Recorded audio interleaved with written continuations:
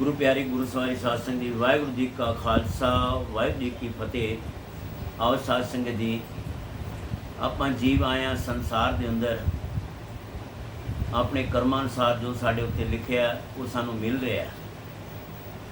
ਪਰ ਕਈ ਵਾਰੀ ਕੀ ਕਹਿੰਦੇ ਨੇ, ਇੱਕ ਰਾਜੇ ਨੇ ਜੋ ਆਪਣੇ ਜਿਹੜੇ ਵੱਡੇ ਵੱਡੇ ਉਹਨਾਂ ਦੇ ਰਾਜ ਪੁਰੋਹਿਤ ਸਨ ਤੇ ਉਹਨਾਂ ਦੇ ਵਿਦਵਾਨ ਸਨ, ਉਹਨਾਂ ਦੇ ਰਾਜ ਵਿੱਚ ਉਹਨਾਂ ਕੋਲੋਂ ਇੱਕ ਸਵਾਲ ਖੜਾ ਕੀਤਾ ਸੀ। वैसे महाराज सुखमनी साहब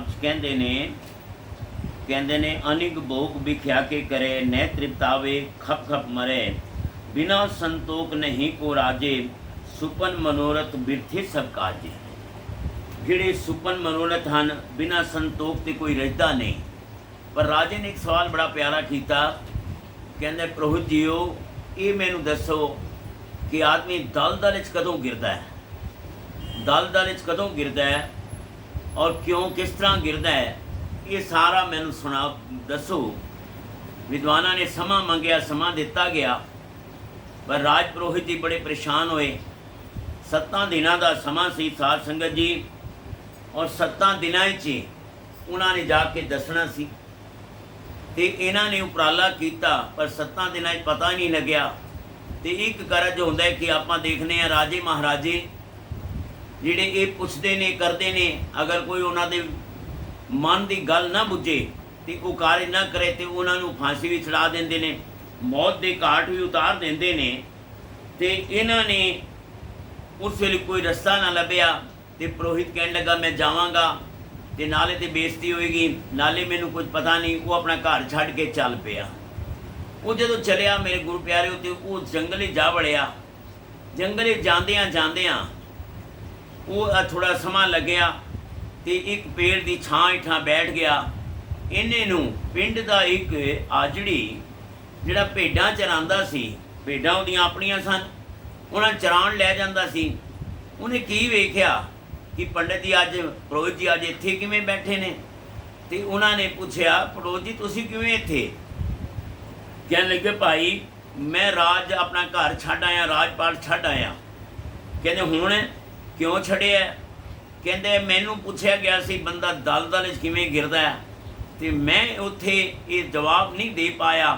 तो राजे ने किते फांसी ना दे दे इस डर करके मैं घरों छड्ड के राज नूं छड्ड के इधर निकल आया। कहते कोई गल नहीं। वो आजड़ी कहन लगा कोई गल नहीं पंडित जी तुसी मेरे नाल चलो, तुसी मेरे काम एक दसो, मैं तुहानूं एक राह दसना। तो मेरे कोलों भेडां हैगियां, ये बच्चे देंदियां ने ते मेरियां भेडां वधदियां जांदियां ने। तुसीं हुण घर की करना है? तुसीं मेरे नाल रहो ते ये तुहाडीआं भेडां ही तुहाडीआं हो जाणगीआं जे तुसीं मेरे पुत्तर बन जाओगे। जे तुसीं मेरे पुत्तर बन जाओ ते मैं तुहाडा पिता बन जाना ते तुसीं मेरी गल मनदे हो ते फिर तुहाडा काम कोई लोड़ ही नहीं है किते घर जाण दी। की लोड़ है? जिन्ना कुछ उत्थे मिलता है उहदे कोल ज़्यादा सानूं भेडां दे देणगीआं सारियां तुहाडीआं, मेरा कोई उत्थे पुत्तर धी है नहीं। पंडित जी कहण लगे चंगा मैं बन जाना। कहते इदां नहीं, मैं एक काम करांगा। कहण लगे की? कहण लगे मैं बकरी दा दुध कड्डांगा, इस भेड़ दा दुध कड्डांगा, उहनूं मैं पीवांगा और फिर तुहानूं पिला देवांगा। तुसीं वो दुध पी लेना ते तुसी मेरे पुत्र, मैं तुहाडा प्यो। वो कहने लगा तुसी मुसलमान हो, मैं हिंदू ब्राह्मण हाँ, मैं ये काम किस तरह कर सकना? कहंदा जी ये तुसी सोचो, हुण मैं नहीं इस गल दा दस सकदा। जे तुसी ये सब कुछ धन लैना है मेरे कोलों ते तुहानूं पुत्र ते बनना पेगा। वो थोड़ा जिहा अपनी भेडां लैके कहंदे विचार कर लो पंडित जी, मैं ते राह दस दिता है। थोड़ा जिहा अगे वधे ते पंडित जी सोचण लगे, बड़ा सोचिया। कहंदे भेडां दा मालक बन जाऊंगा, इन्ना सानू धन मिल जाएगा, मैं इन्ना अमीर साल च इन्नियां भेडां, इन्ने जन्म होर बच्चे जमणगे तो मैं तो बड़ा अमीर बन जाऊँगा। कहते ठहरो ठहरो मियाँ जी ठहरो। कहते हाँ जी दसो। कहते जी मैं तैयार हाँ।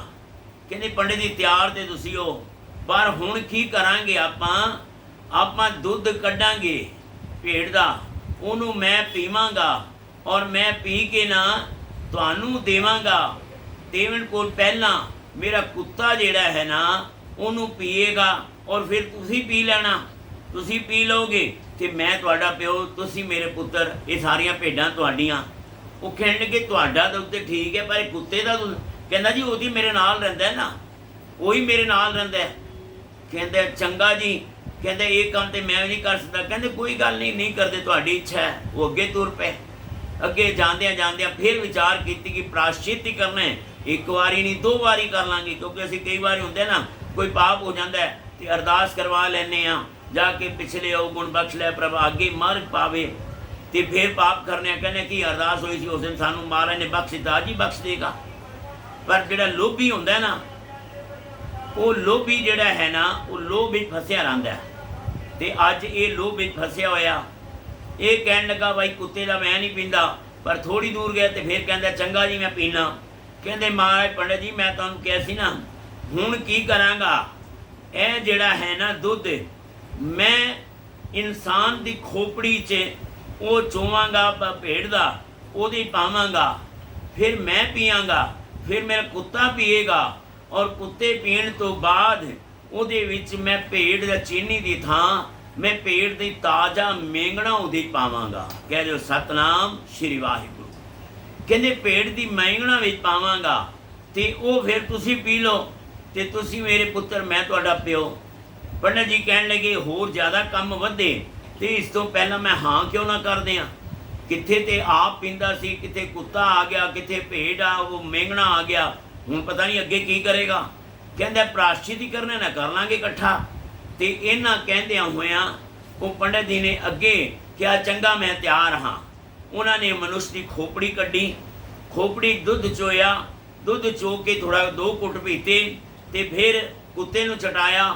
ਕੁੱਤੇ ਨੂੰ ਚਟਾਉਣ ਤੋਂ ਬਾਅਦ ਤਾਜ਼ਾ ਮੇਂਗਣਾ ਜਿਹੜੀ ਮੈਂ ਦਿੱਤਾ ਸੀ ਭੇਡ ਨੇ, ਉਹ ਮੇਂਗਣਾ ਉਹਦੇ ਪਾਇਆ ਤੇ ਕਹਿਣ ਲੱਗਾ ਲਓ ਪੰਡਤ ਜੀ ਇਹ ਪੀਓ, ਤੁਸੀਂ ਮੇਰੇ ਪੁੱਤਰ, ਮੈਂ ਤੁਹਾਡਾ ਪਿਓ। ਪੰਡਤ ਜੀ ਨੂੰ ਹੁਣ ਕੁਛ ਨਜ਼ਰ ਨਹੀਂ ਆਇਆ, ਭੇਡਾਂ ਹੀ ਨਜ਼ਰ ਆਈਆਂ, ਮਾਇਆ ਹੀ ਨਜ਼ਰ ਆਈ ਹੈ। ਕਿਉਂਕਿ ਇਨਸਾਨ ਜਦੋਂ ਗਿਰਦਾ ਨਾ ਕਿਸ ਤਰ੍ਹਾਂ ਗਿਰਦਾ ਹੈ, ਇਹਨੇ ਚੱਕਿਆ ਤੇ ਮੂੰਹ ਨੂੰ ਲਾਣ ਲੱਗਾ। ਉਸ ਵੇਲੇ ਉਹ ਮੀਆਂ ਜੀ ਕਹਿਣ ਲੱਗੇ, ਉਹ ਆਜੜੀ ਕਹਿਣ ਲੱਗਾ ਪੰਡਤ ਜੀ ਰੁਕੋ 1 ਮਿੰਟ ਰੁਕੋ। ਕਹਿੰਦੇ ਹੁਣ ਕੀ ਹੈ, ਹੁਣ ਹੋਰ ਕੋਈ ਨਵੀਂ ਸ਼ਰਤ? ਕਹਿੰਦੇ ਨਹੀਂ। ਕਹਿੰਦੇ ਪੰਡਤ ਜੀ ਮੈਂ ਮੁਸਲਮਾਨ ਹਾਂ, ਤੁਸੀਂ ਬ੍ਰਾਹਮਣ ਹੋ, ਪਰ ਮੈਂ ਤੁਹਾਨੂੰ ਇਹ ਸਵਾਲ ਕੀਤੇ ਤੁਸੀਂ ਨਾ ਨਾ ਕਰਦੇ ਰਹੇ, ਪਰ ਹੁਣ ਆ ਕੇ ਤੁਸੀਂ ਜਿਹੜਾ ਸਵਾਲ ਤੁਸੀਂ ਮੈਨੂੰ ਕੀਤਾ ਸੀ, ਇਨਸਾਨ ਦਲਦਲ ਵਿੱਚ ਕਦੋਂ ਗਿਰਦਾ ਹੈ ਤੇ ਇਦਾਂ ਹੀ ਗਿਰਦਾ ਹੈ ਜਿਸ ਤਰ੍ਹਾਂ ਪੰਡਤ ਜੀ ਅੱਜ ਆਪ ਜੀ ਗਿਰ ਗਏ ਹੋ। ਕਿੱਥੇ ਮਨੁੱਖ ਦੀ ਖੋਪੜੀ, ਕਿੱਥੇ ਮੈਂ ਮੁਸਲਮਾਨ, ਤੁਸੀਂ ਮੇਰਾ ਝੂਠਾ, ਫਿਰ ਮੇਰੇ ਕੁੱਤੇ ਦਾ ਝੂਠਾ, ਫਿਰ ਮੇਂਗਣਾ ਪਾਇਆ, ਤੁਸੀਂ ਪੀ ਰਹੇ ਹੋ। ਇਸ ਤੋਂ ਜ਼ਿਆਦਾ ਤੁਸੀਂ ਦਲਦਲ ਵਿੱਚ ਕੀ ਗਿਰੋਗੇ, ਦਲਦਲ ਵਿੱਚ ਕੀ ਗਿਰੋਗੇ। ਇੱਥੇ ਪੰਡਤ ਜੀ ਹਾਰ ਗਏ। ਪੰਡਤ ਜੀ ਕਹਿੰਦੇ ਹਾਂ ਮੈਨੂੰ ਸੰਭਾਲ ਲਈ। ਕਹਿੰਦੇ ਪੰਡਤ ਜੀ ਮੈਂ ਕੋਈ ਤੁਹਾਨੂੰ ਨਾ ਭੇਡਾਂ ਦੇਣੀਆਂ ਨੇ, ਕੇਵਲ ਤੇ ਕੇਵਲ ਮੈਂ ਤੁਹਾਡੇ ਸਵਾਲ ਦਾ ਜਵਾਬ ਦਿੱਤਾ ਹੈ, ਤੁਹਾਡੇ ਸਵਾਲ ਦਾ ਜਵਾਬ ਦਿੱਤਾ ਹੈ। ਤੇ ਗੁਰੂ ਪਿਆਰੀ ਸਾਧ ਸੰਗਤ ਜੀਓ, ਇਹ ਸਵਾਲ ਦਾ ਜਵਾਬ ਸਾਨੂੰ ਵੀ ਮਿਲਦਾ ਹੈ। ਅਸੀਂ ਵੀ ਚਾਹੁੰਦੇ ਹਾਂ ਕਿ ਅਸੀਂ ਵੀ ਧਰਮ ਦੇ ਕਾਰਜ ਕਰੀਏ, ਸਿੱਧੇ ਰਾਹ ਚਲੀਏ, ਪਰ ਕੀ ਹੈ ਮਾਇਆ ਦੇ ਪਿੱਛੇ ਅਸੀਂ ਅੰਨੇ ਹੋ ਜਾਂਦੇ ਹਾਂ, ਸਾਨੂੰ ਫਿਰ ਸਾਹਮਣੇ ਕੁਝ ਵੀ ਨਜ਼ਰ ਆਉਂਦਾ। ਕਹਿੰਦਾ ਜਿਸ ਤਰ੍ਹਾਂ ਵੀ ਹੋਵੇ, ਇਹ ਚੋਰੀ ਕਰਨੀ ਹੈ, ਜੇਬ ਕੱਟਣੀ ਹੈ, ਕਿਸੇ ਕੋਲ ਖੋਣਾ ਹੈ ਤੇ ਖੋ ਕੇ ਲੈ ਲਈਏ, ਚਾਹੇ ਕਿੱਥੋਂ ਜਿਸ ਤਰ੍ਹਾਂ ਹੋਵੇ, ਅਸੀਂ ਅਮੀਰ ਬਣ ਜਾਈਏ। ਇੱਦਾਂ ਅਮੀਰ ਨਹੀਂ ਬਣੀਦਾ। ਅਮੀਰ ਤੇ ਆਪਣੇ ਕਰਮਾਂ ਅਨੁਸਾਰ ਜਿਹੜਾ ਸਾਨੂੰ ਲਿਖਿਆ ਨਾ ਉਹ ਮਿਲ ਰਿਹਾ, ਔਰ ਜਿਹੜਾ ਅੱਗੇ ਮਿਲੇਗਾ ਉਹ ਸਾਡੇ ਕਰਮਾਂ ਅਨੁਸਾਰ ਜਿਹੜੇ ਅਸੀਂ ਕਰਮ ਕਰਕੇ ਆਏ ਹਾਂ। ਤੇ ਐਸੇ ਤਰ੍ਹਾਂ ਅਸੀਂ ਦਲਦਲ ਵਿੱਚ ਨਾ ਗਿਰੀਏ। ਇਹ ਜੀਵਨ ਬੜਾ ਛੋਟਾ ਹੈ, ਇਸ ਜੀਵਨ ਨੂੰ ਆਪਾਂ ਬਣਾਉਣ ਵਾਸਤੇ ਆਪਾਂ ਜਪ ਲਈਏ ਸਤਨਾਮ ਸ਼੍ਰੀ ਵਾਹਿਗੁਰੂ, ਸਤਨਾਮ ਸ਼੍ਰੀ ਵਾਹਿਗੁਰੂ। ਇਹ ਕਹਿ ਕੇ ਤੇ ਪੰਡਤ ਜੀ ਆਪਣੇ ਘਰਾਂ ਨੂੰ ਵਾਪਸ ਲੌਟ ਕੇ ਆ ਗਏ। ਤੋ ਸਾਧ ਸੰਗਤ ਜੀ ਅਸੀਂ ਵੀ ਆਪਣੇ ਆਪ ਨੂੰ ਬਚਾਈਏ। ਇਹ ਜ਼ਹਿਰ ਜਿਹੜਾ ਹੈ ਨਾ, ਇਹ ਮਾਇਆ ਦਾ ਸਾਨੂੰ ਖਾ ਜਾਏਗਾ, ਨਿਗਲ ਜਾਏਗਾ, ਤੇ ਅਸੀਂ ਇਹਦੇ ਮਗਰ ਚੱਲਦੇ ਪਏ ਹਾਂ।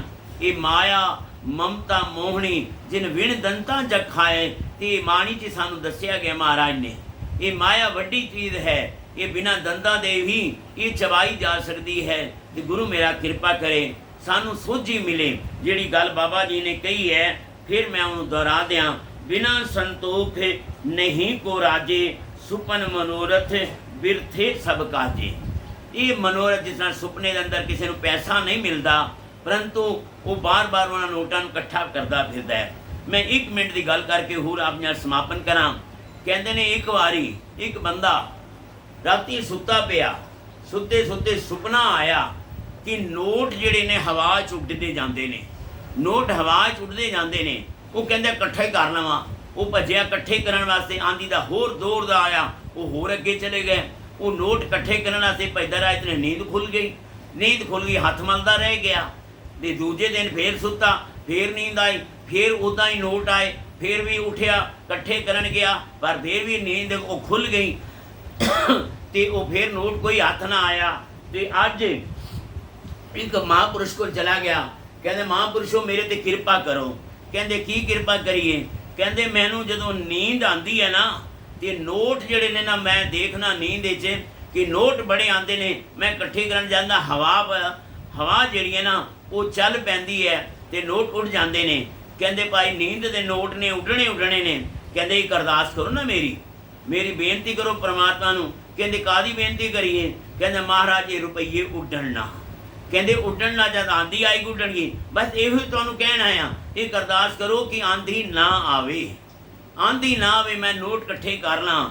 कहते भाई आंधी ते परमात्मा दे अपने वसाए हुए ने, पर तू ये सोच ये नोट जिहड़े ने ना तेरे सुपने वाले, ये कोई असली नहीं, ये ते तेनों दिखाया जा रहा है। बस असी भी उन्होंने नोटां वास्ते भज्जे फिरदे हां, जिन्नियां हेरा फेरियां करिए, कुछ भी करिए, जिथे साडा दा लगे उत्थे आपां इकट्ठे कर लईए, पर ये साडे नाल नहीं जाने, ये इत्थे दे इत्थे ही रह जाने ने। कोशिश करिए अपने आप नूं जो प्रभु देंदा है ना, ते कहंदे ते बड़ा असी तेरा दिता खावना ते तूइयों गावना। बस ओनू गाओ जो साडे कर्मां च है ना। अद्धी रोटी लिखी ते अद्धी मिलेगी, जे पूरा फुलका लिखिया ते वो पूरा वो आप ही देगा। देंदा दे लैंदे थक पाए, जुगां जुगंतर खाए खाए। तो सच्चे पातशाह दे प्यारे हो, आपां दल च नहीं गिरना, सुपनियां वल नहीं भजना, ते बल्कि जपना की है, सतनाम वाहिगुरु, सतनाम वाहिगुरु, सतनाम वाहिगुरु, सतनाम वाहिगुरु। होई मेरियां भुलां, मेरा दाता भी क्षमा करे, आप भी क्षमा करना। ये वीडियो आप जी तक पहुँच रहा है। साध संगत जीओ ਜਿਹੜੇ नवे चैनल खोलना चाहते हो उन्होंने भी बेनती मैं करते हाँ। वैसे लिख भी देंगे उन्होंने जो बच्चे महाराज दे कि आप जी जदों भी ये चैनल तुहानूं नहीं लभदा तो आप जी गुर किरपा भवानी दास दे नां ते यूट्यूब ते खोलोगे तो आप जी नूं सारे पिछलियां भी ते हुण दियां भी ये सारियां कथा कहानियां आप जी दे सामने होणगियां। पढ़ो सुनो ते हिरदे वसाओ। तो महाराज जे शेर आप जी का चित करता है और इनू अगे वधाना चाहते हो तो तुहाडे इन्हां सहयोग का मैं धन्नवाद करांगा। जिवें पिछला भी आप जी सहयोग देंदे आए हो, अगे भी आप सहयोग दोगे, दास का होर मन वधेगा तो आप जी नाल गुरु बाणी नाल सांझ पाते रवांगे। मेरियां भुलां चुकां क्षमा करियो। आउण वाला समा सब का सुभागा होवे। 3 जून नूं मेरे गुरु अर्जन पातशाह का शहादत पर्व है। सुखां दी बाणी दे पाठ करके, जपजी साहब दे पाठ करके गुरु साहब नूं अपनियां भेटां दिओ। नानक नाम चढ़दी कला तेरे पाणे, सरबत दा भला। वाहिगुरू जी का खालसा, वाहिगुरू जी की फतेह।